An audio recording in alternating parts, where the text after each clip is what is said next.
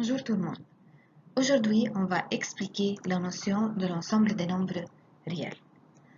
On a déjà une idée sur quelques ensembles, comme par exemple ensemble des entiers naturels formés de zéro et les nombres jusqu'à l'infini. C'est un ensemble infini, bien sûr.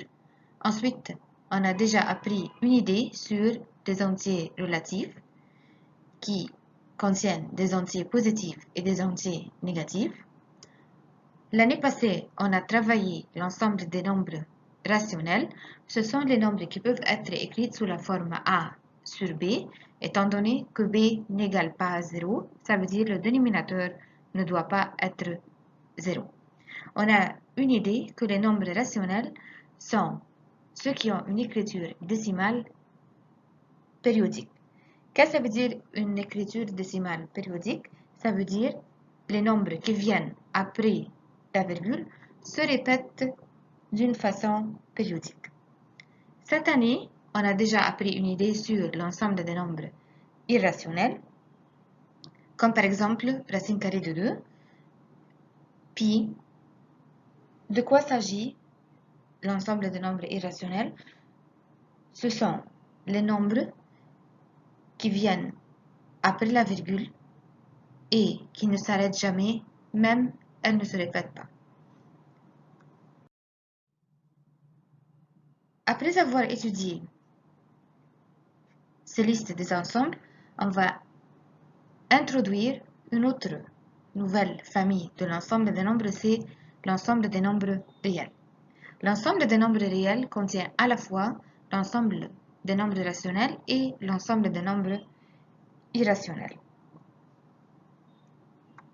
Alors, comme définition, quels sont les nombres réels? Ce sont les nombres qui sont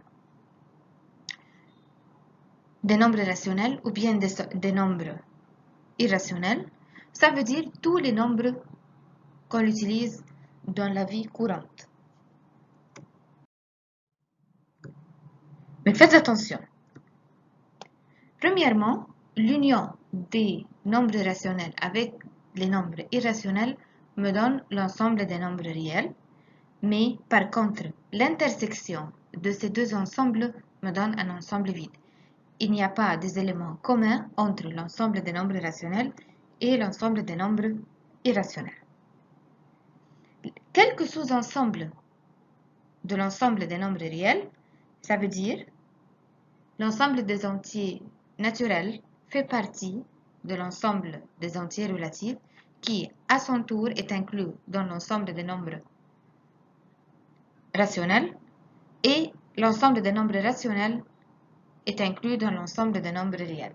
Alors, on remarque que l'ensemble des nombres réels est un ensemble vaste qui contient plusieurs sous-ensembles. Et en même temps, l'ensemble des nombres irrationnels est inclus dans l'ensemble des nombres réels. Pratiquement, tous les nombres qu'on utilise dans plusieurs domaines, l'informatique, les physiques, les mathématiques, l'économie, tous ces nombres-là sont des nombres réels. Et voici devant vous le diagramme de Venn qui explique la relation entre l'ensemble des nombres réels et ses sous-ensembles. Maintenant, si on veut représenter l'ensemble des nombres réels sur la droite numérique, qu'est-ce qu'on remarque? On remarque que chaque point représenté sur la droite numérique est un nombre réel. Comme exemple, on a le point d'origine, on a le 0. Ensuite, on a racine carrée de 2. Si on tape racine carrée de 2 sur la calculatrice, on obtient 1,414 et point de suspension. Alors, les chiffres qui viennent après la virgule ne s'arrêtent jamais et ne se répètent plus. Alors, on dit que racine carrée de 2 est un nombre irrationnel. Et dans la partie négative, par exemple, on a moins 1, moins 2. Et entre moins 1 et moins 2, on a placé moins 1,75. Et chez vous, c'est clair. où se trouve moins 1,75. Alors, qu'est-ce qu'on remarque? On remarque qu'il y a une partie positive et une partie négative. Alors, la partie positive, on l'appelle l'ensemble des nombres réels positifs. Et bien sûr, la partie négative, on l'appelle l'ensemble des nombres réels négatifs. J'aimerais bien poser une question. Est-ce qu'il y a une relation entre l'ensemble des nombres réels positifs et l'ensemble des nombres réels négatifs? Ça veut dire, si je dis R plus inter R moins, qu'est-ce que j'obtiens? Plus tard, je vais répondre à cette question-là. Tout d'abord, si je vais présenter ces deux ensembles sur la droite numérique, qu'est-ce qu'on remarque? La droite numérique est formée de trois parties. Bien sûr, le 0. Ensuite, R-, c'est l'ensemble des nombres réels négatifs. Et R+, l'ensemble des nombres réels positifs. Qu'est-ce qu'on remarque? Que l'ensemble des nombres réels est formé par l'union de l'ensemble des nombres réels positifs, l'ensemble des nombres réels négatifs et l'ensemble 0. Je réponds à la question que j'ai posée. L'intersection de l'ensemble des nombres réels négatifs avec l'ensemble des nombres réels positifs me donne un ensemble vide.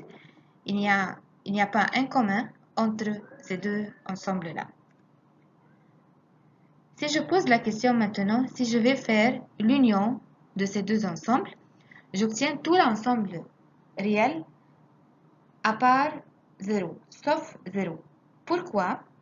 Car je sais d'avance que le 0 n'appartient pas ni à R- ni à R+.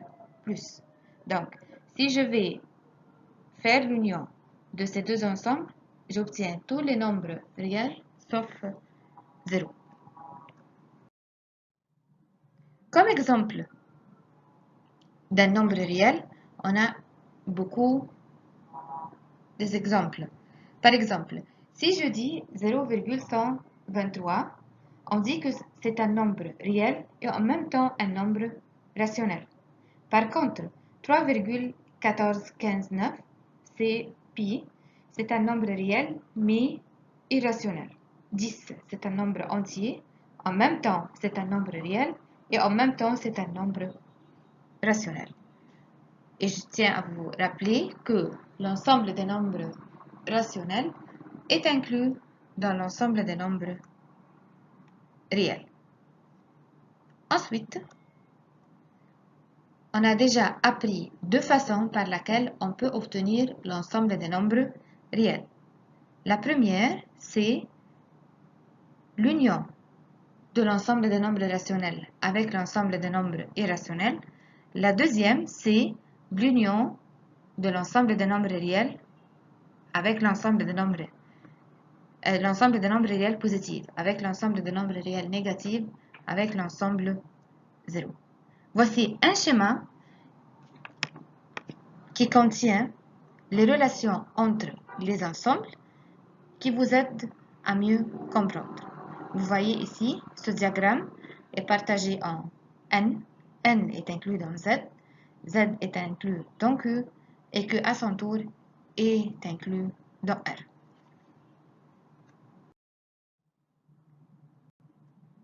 J'espère que vous avez bien compris cette partie et à la leçon prochaine. Bon travail.